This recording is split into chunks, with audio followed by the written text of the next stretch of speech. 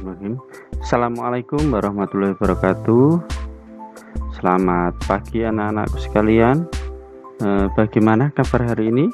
Tetap sehat, semangat, dan berprestasi untuk kita semua ya. Oke, setelah kemarin kita belajar pecahan ya, diantaranya adalah arti pecahan, kemudian pecahan senilai, dan juga bagaimana cara menyederhanakan pecahan ya. Kemudian juga kita sudah membandingkan dan mengurutkan pecahan. Hari ini kita akan belajar berbagai bentuk pecahan ya. Jadi bentuk pecahan itu ada berbagai macam ya. Hari ini akan kita pelajari bersama-sama. Oke, langsung saja. Jadi untuk pecahan sendiri itu yang akan kita pelajari hari ini ada beberapa macam bentuk ya.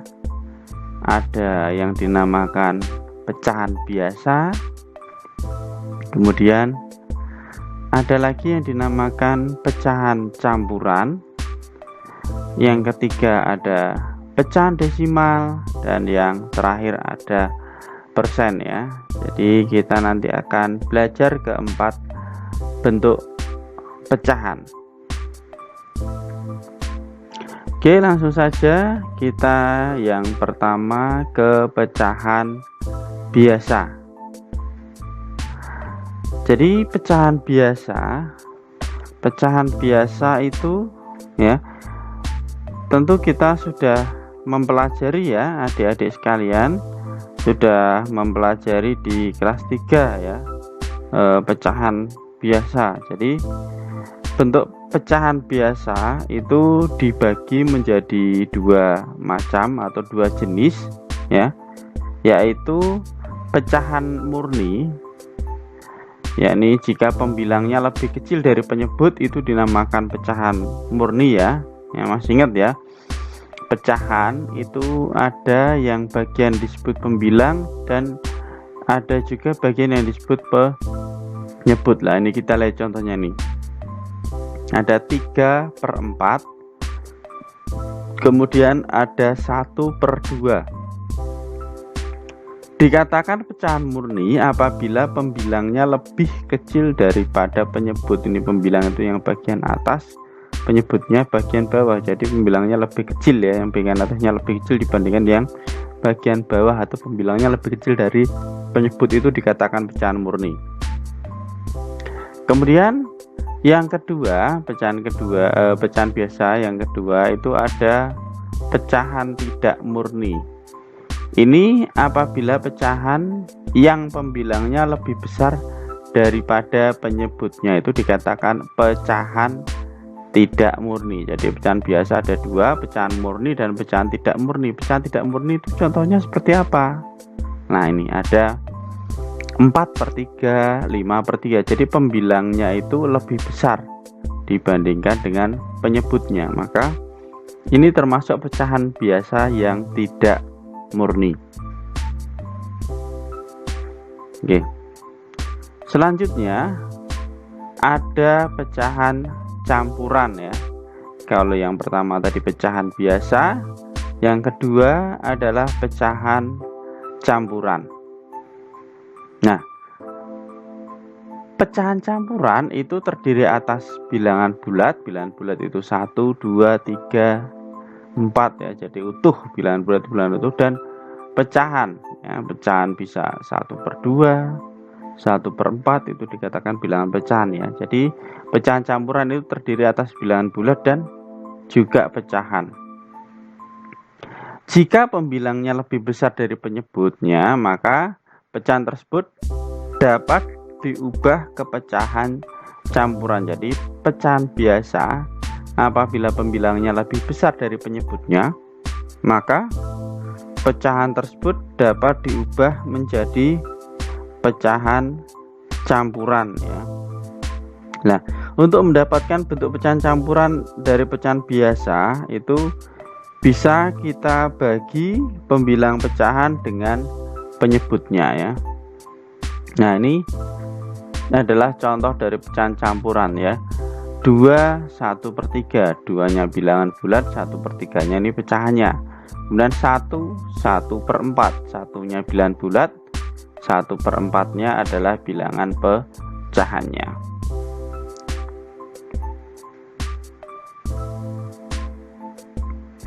Oke, selanjutnya mari kita lihat contoh berikut ini ya. Jadi ada 15/4 ya. Ini termasuk pecahan biasa ya, pecahan biasa dimana pembilangnya di sini lebih besar dibandingkan penyebut, sehingga kalau pembilangnya lebih besar dari penyebut tadi dinamakan pecahan tidak murni. Nah, bagaimana cara kita mengubah ke dalam bentuk pecahan campuran? Nah, 15/4 itu artinya 15 dibagi dengan 4 ya. 15 dibagi 4 bisa kita hitung dengan menggunakan Prokapit ya, untuk dapat atau untuk bisa kita ubah menjadi bentuk pecahan campuran.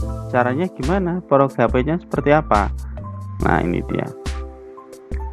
15 dibagi 4. Nah, berapa 15 dibagi 4? Nah, yang hasilnya mendekati dengan 4 ya, yang hasilnya mendekati 15 itu 4 kali berapa? 4 kali 3 ya. Ingat kembali ya Prokapit ya. Nah, berarti 3 kita tuliskan di atas. Kemudian 3 kita kalikan dengan 4. 3 kali 4 berapa? 12 ya. Jadi Prokapit itu adalah bagi, kali, kurang, kemudian setelah kita kurangi turun gitu ya. Oke, berarti bagi 15 dibagi 4 tadi dapatnya adalah 3. 15 bagi 4 itu dapatnya 3 ya. 3 kali 4 itu 12 ini ya.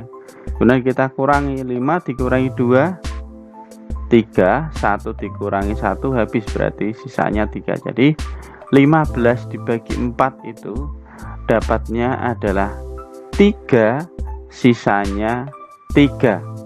Maka kalau kita tuliskan dalam bentuk pecahan campuran itu 15/4 itu atau 15 dibagi 4 itu dapatnya 3. 3 ini bilangan bulatnya ya.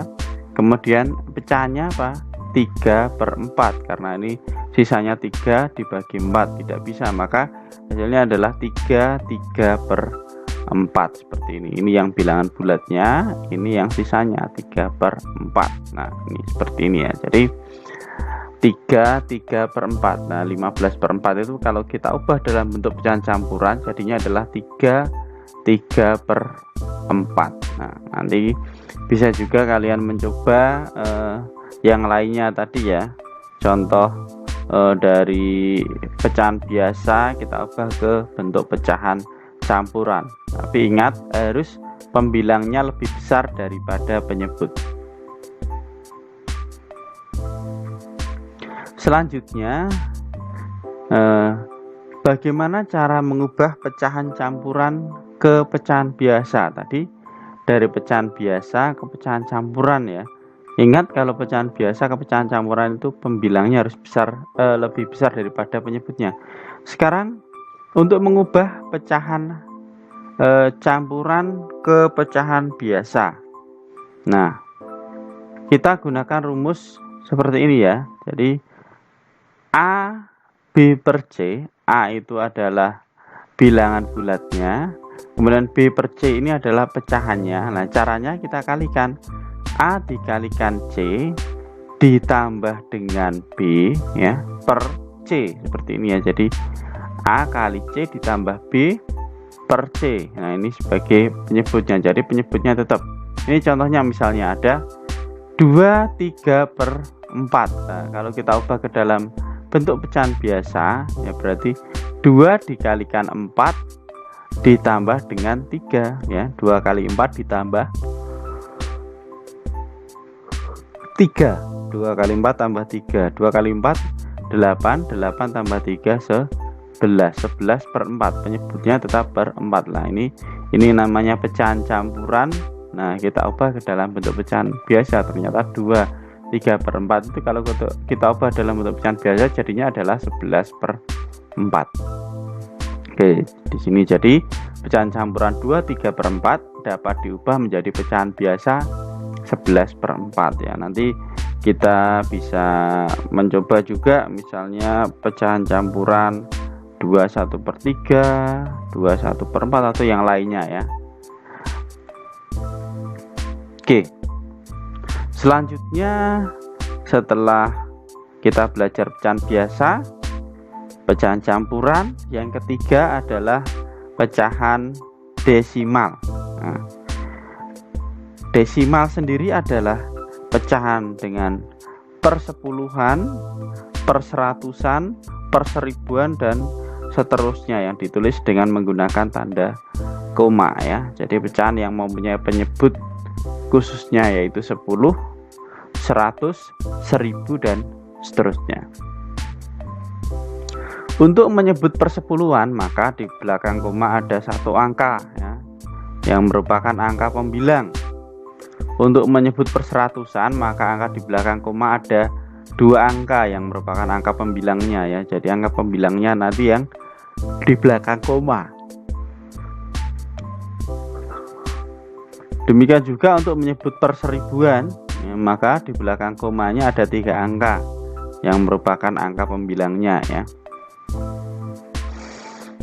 Oke, ini contohnya, satu angka di belakang koma artinya tadi per 10 ya. Ini 0,1. 0,1 itu artinya adalah 1 per 10. Jadi di belakang koma satu angka. Satu angka untuk angka pembilangnya ya. Jadi karena terdapat satu angka di belakang koma maka nilai penyebutnya adalah 10 ya. Jadi 1 per 10 atau 0,1 ya. Kalau di belakang koma ada 2 angka, misalnya ini 0,75, ini bacanya 0,75 atau 75 per 100 ya. Ini kalau kita ubah ke dalam bentuk pecahan biasa seperti ini ya, 75 per 100 atau sama dengan 3 per 4. Nah 3 per 4 ini kalau kita sederhanakan ya, jadi 0,75 itu kalau bentuk pecahan biasanya 3 per 4. 3 per 4 dapatnya dari mana? Dari 75 per 100 kita sederhanakan jadinya 3 per 4. Karena terdapat 2 angka di belakang koma maka nilai penyebutnya adalah 100 ini tadi ya. Jadi 0,75 atau 75 per 100. Nah ini adalah contoh dari pecahan desimal. Selanjutnya yang terakhir kita akan belajar tentang persen ya. Persen itu adalah bentuk lain dari pecahan berpenyebut 100 ya. Jadi misalnya kalau kita melihat biasanya kalau kita jalan-jalan ke mall itu ada tulisan diskon 20%, 30%, bahkan sampai 50%. Nah, itu adalah besar potongan harga atau diskon ya. Jadi persen sendiri adalah bentuk lain dari pecahan berpenyebut 100 ya, dan dituliskan seperti ini ya. Lambang persen itu seperti ini ya. Contohnya misalnya 10% artinya 10 per 100, 25% artinya 25 per 100 ya. Jadi itu kayak gini, ini bacanya adalah 10%, ini bacanya adalah 25% ya. Oke ya, setelah kita tadi belajar tentang pecahan biasa, pecahan campuran, desimal dan juga persen ya. Untuk lebih memahami materi yang sudah kita pelajari tadi, coba sekarang anak-anak perhatikan, ini akan saya berikan beberapa latihan soal ya. Oke, soal yang pertama, ubahlah ke dalam bentuk pecahan campuran. Nah, pecahan campuran tadi ingat berarti ada bilangan bulatnya dan juga ada bilangan pecahannya. Ini misalnya 5/2. 5/2 kalau diubah ke dalam bentuk pecahan campuran itu seperti apa? Ingat, yang bisa diubah ke dalam bentuk pecahan campuran, pecahan biasa itu adalah apabila pembilangnya lebih besar daripada penyebut. Nah, pembilangnya kalau lebih besar daripada penyebut, itu pecahan tersebut bisa kita ubah ke dalam bentuk pecahan campuran ya, seperti ini ya.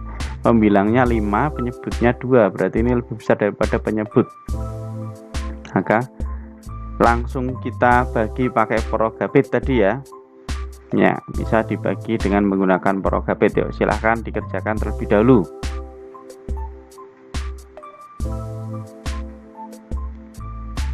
Oke, sudah selesai waktunya.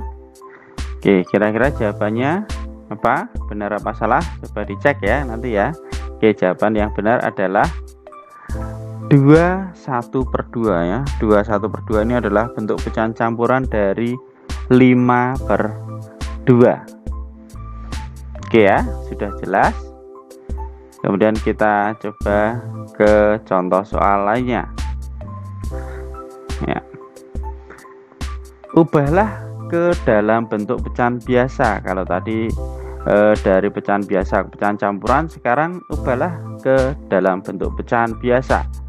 Ini ada 2/5 ya. Caranya tadi ada perkalian ya. Contohnya tadi adalah A B per C ya. Diingat rumusnya tadi, berarti A dikalikan dengan C ditambah dengan B per C ya. Jadi bilangan bulatnya kita kalikan dengan penyebutnya ditambah dengan pembilangnya per penyebutnya. Yuk coba sekarang bisa dihitung terlebih dahulu.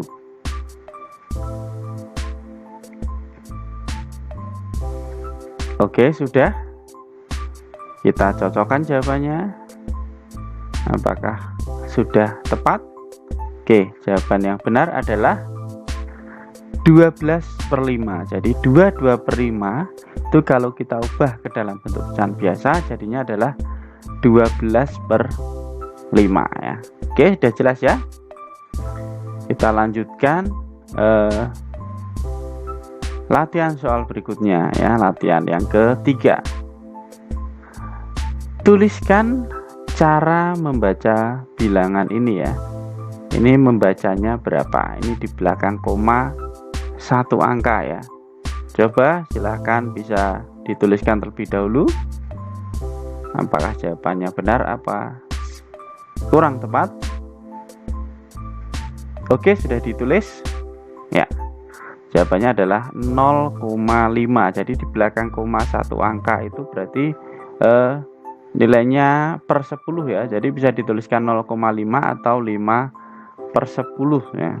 Kalau di belakang koma ada 2 angka artinya per 100 ya. Misalnya ada tulisan 0,05. Nah, berarti itu adalah 5/100 atau 0,05 atau 5/100 ya kalau misalnya di belakang koma 2 angka. Oke, mungkin ini ya penjelasan tentang berbagai bentuk pecahan ya. Semoga bermanfaat dan teruslah untuk belajar dan belajar di rumah ya. Dan tentunya dibutuhkan banyak latihan supaya lebih paham lagi. Dan jangan lupa nanti untuk mengerjakan soal-soal yang Bapak berikan ya. Oke, sampai di sini dulu ya penjelasan tentang berbagai bentuk pecahan ya. Tadi sudah kita pelajari ya, ada bentuk pecahan biasa, pecahan campuran, pecahan desimal dan juga persen ya. Sekali lagi terima kasih. Mohon maaf apabila ada kekurangan dalam penjelasannya. Apabila masih ada yang belum dimengerti, bisa langsung ditanyakan ke Bapak ya. Saya akhiri. Assalamualaikum warahmatullahi wabarakatuh. Tetap semangat.